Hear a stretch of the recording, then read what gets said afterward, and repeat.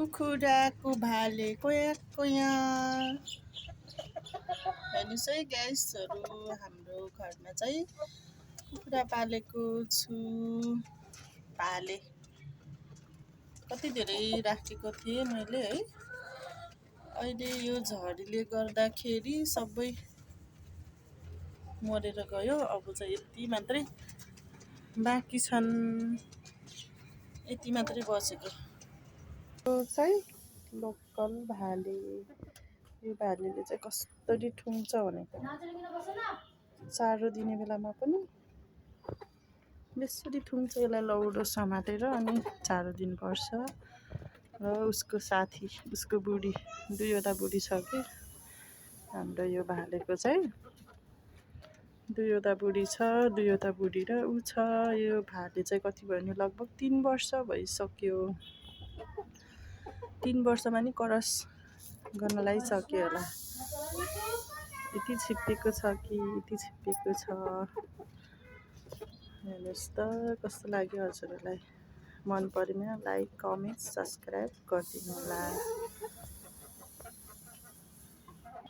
यहाँनिर चाहिँ अब बर्खा गइसक्न लाग्यो नि त। अब हिउँदो सुरु हुन लाग्यो। त्यही भएर चाहिँ साग रोप्नको लागि चाहिँ मैले यहाँनिर मलहरू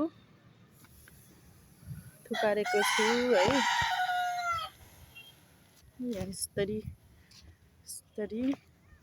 घरमा बसिराख्दाखेरि टाइम पास पनि नहुने। त्यही भएर यो चाहिँ के भन्छ भने लत्तेको साग है। लत्तेको साग हो यो चाहिँ। तरकारी खानलाई एकदमै मिठो हुन्छ कि। र मुखलाई पनि मिठो र हाम्रो स्वास्थ्यको लागि पनि राम्रो भयो। र यहाँ चाहिँ रहेको छ, यो चाहिँ जापानिज साग भन्छ। यो चाहिँ कस्तो भने जति टिप्यो उति मुन्टो पलाउँछ क्या। मैले तन्नै लगाएको छु।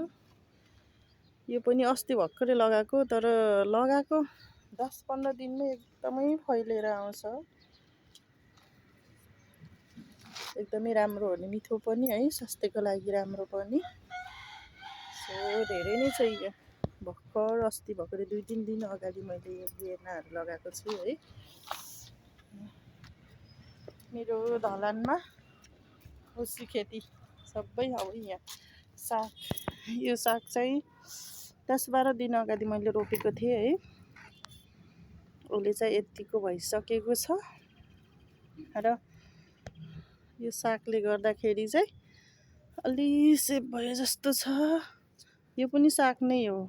अनि यो पनि यो झन् यति स्वास्थ्यको लागि यति राम्रो हुन्छ कि है। यो पनि साग नै हो कि। कति माया लाग्दो। जति टिप्यो उति नै पलाएर आउने के। गमलामा यसरी गमलामा पनि यति राम्रो तरकारीहरू हुन्छ नि। हामी त साग चाहिँ घरको लागि साग किन्नै पर्दैन।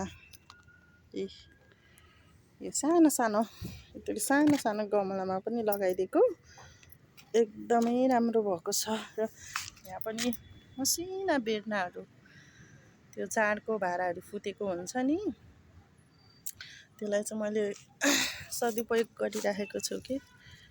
र यसमा पनि यो डल्ले खुर्सानी त यहीँ हराएछ। अनि फेरि पनि यो पनि जापानिज साग यति तन्नै छ कि। हेर्नुहोस् त सबै गमलाभरि मैले पुरै साग लगाएको छु। यसमा पनि साग। यसमा चाहिँ कर्कलो थियो। कर्कलो चाहिँ हिजो भर्खरै पकाएर खाएको, यति मिठो। अनि यो चाहिँ के भन्छन् है, यसको नाम त थाहा भएन। यो रोपेको छु। अनि यो चाहिँ घिउकुमारी रहेको छ है। घिउकुमारी योमा पनि अब साग लगाउने अब सिजन आउन लाग्यो। सागको सिजन, योमा पनि साग लगाउने छु। र यसमा डल्ले खुर्सानी बोला 10-12 ता बुटा रोपेकोमा जम्मा एउटा मात्रै बचेर पनि, त्यही पनि यसरी जम्मै कमिला लागेको छ। सो म यसरी भाँचिदिन्छु यसलाई। राम्रै भएको छैन क्या, त्यही भएर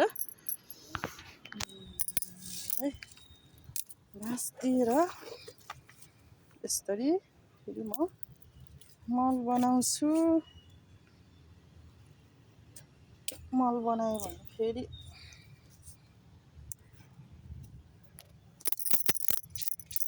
अब चाहिँ सागको रेडी यहाँ रहेको छ।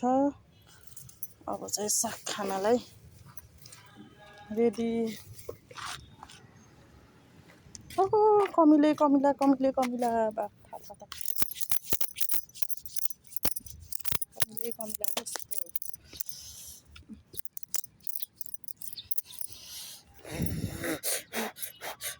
सबै कमिला रहेको छ। अब चाहिँ यहाँ चाहिँ यति राम्रो साग फलाउँछु कि है गाइस, हरू हेर्दै गर्नु। म एकदमै साग कलकल लाउँदो भएको हजुरहरूलाई देखाउँछु नि है। यसमा पनि यो साइडमा सबै सागकै लागि ठाउँ खाली गरेको छु। यो चाहिँ साग हेर्नुहोस् न, यहाँनिर झन् ओ कति मजाले फलेको हो यत्तिकैमा पनि। है गमलामा पनि यति राम्रो तरकारी हुँदो रहेछ। है यहाँ पनि धेरै तरकारीहरू छन्। अब चाहिँ सागको सिजन आउन लाग्यो। अब चाहिँ यसमा सबै रायो सागहरू लगाउने। Okay by by. मेरो भिडियो मन परेमा लाइक कमेन्ट सब्सक्राइब गरिदिनु होला। Okay by by. Next time भिडियोमा भेट्नेछु।